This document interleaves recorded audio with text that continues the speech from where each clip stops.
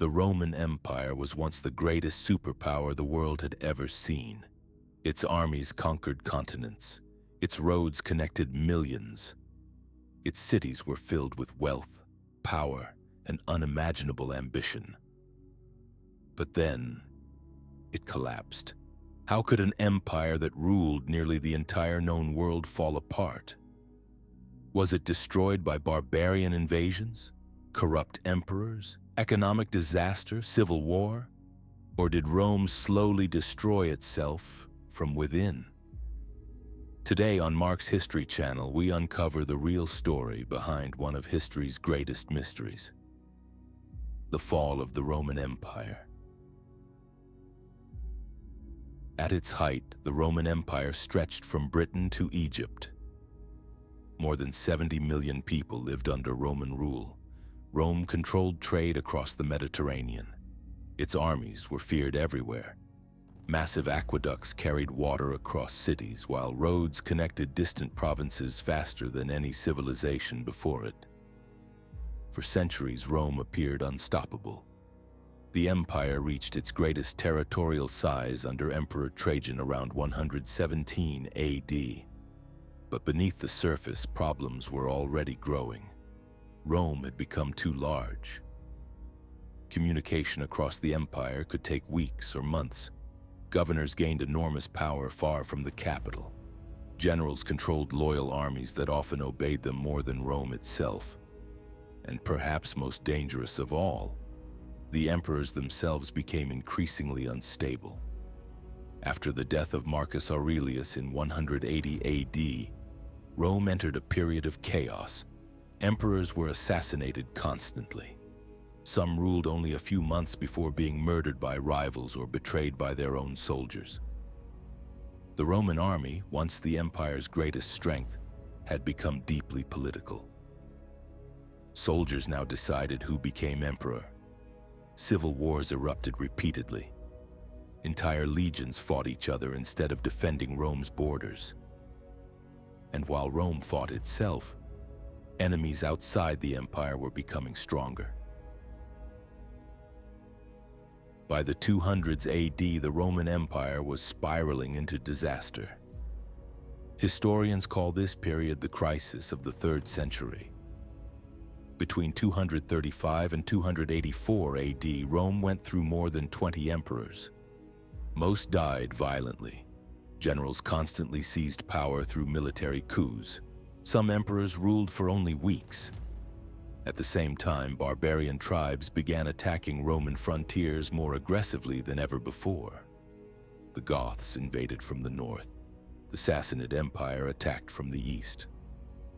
One Roman emperor, Valerian, was even captured alive by the Persians, an unimaginable humiliation for Rome.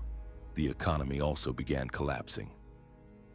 To fund endless wars, emperors heavily taxed citizens and debased Roman currency by reducing the silver content in coins. Inflation exploded, prices skyrocketed, trade slowed. Farmers abandoned land, entire regions became unstable. Plague made everything worse. Deadly diseases spread through Roman cities, killing millions and weakening the army. As fear spread across the empire, confidence in Rome began disappearing. For the first time in centuries, people started believing Rome might actually fall. By the late 200s AD, Rome was close to total collapse. Then came Emperor Diocletian. Diocletian realized one emperor could no longer manage such a massive empire alone. So he made a revolutionary decision. He split the empire into eastern and western halves. Each side had its own emperor. At first, the strategy worked. The empire stabilized temporarily. But the division also created long-term problems. The Eastern Roman Empire became wealthier and more powerful. Cities like Constantinople thrived through trade and strong defenses. Meanwhile, the Western Roman Empire grew weaker.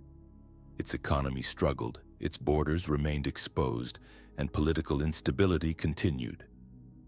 Then another emperor changed Rome forever. Constantine the Great legalized Christianity and founded the city of Constantinople. Over time, Christianity transformed Roman culture completely. The old pagan traditions faded, and while religion itself did not destroy Rome, major cultural changes reshaped the empire during an already unstable period. By the 300s AD, Rome looked very different from the empire that had conquered the ancient world. And outside the borders, a terrifying new force was approaching: the Huns. In the late 4th century, everything changed. The arrival of the Huns terrified Europe. These fierce horse warriors swept across the continent with incredible speed and brutality. Entire tribes fled before them. Many Germanic tribes begged Rome for refuge. At first, Rome allowed some groups to settle inside imperial territory, but corruption and mistreatment pushed many refugees into rebellion. Then came disaster.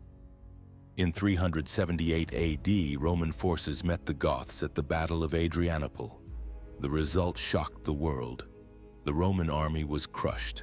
Emperor Valens was killed. The defeat revealed a terrifying truth: Rome's military superiority was disappearing. Then, in 410 AD, something unthinkable happened. The city of Rome itself was sacked by the Visigoths under Alaric I. For 800 years, Rome had not fallen to a foreign enemy. The psychological impact was enormous. Citizens believed the eternal city could never fall. Now it had, and the invasions kept coming. Vandals crossed into North Africa. The empire lost crucial grain supplies. Roman armies grew weaker and weaker.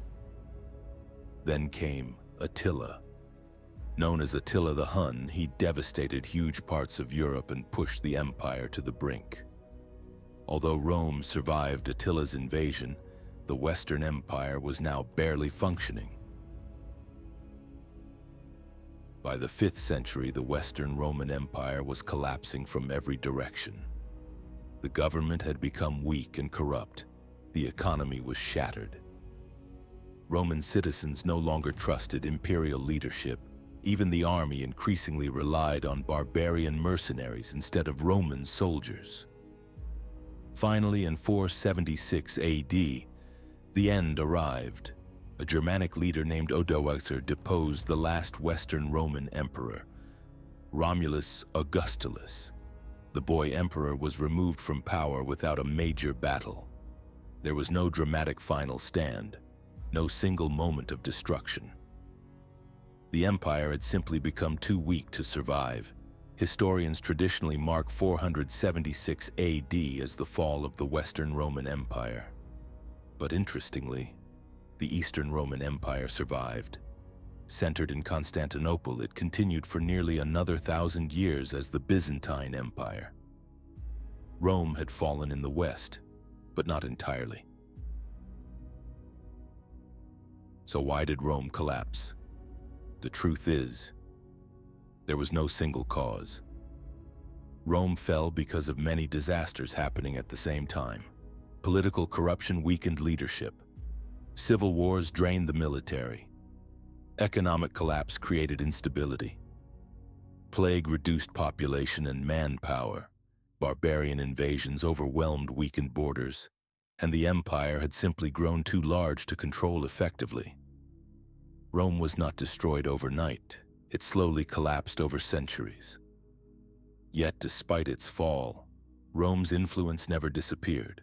Roman law shaped modern governments. Roman engineering inspired future civilizations.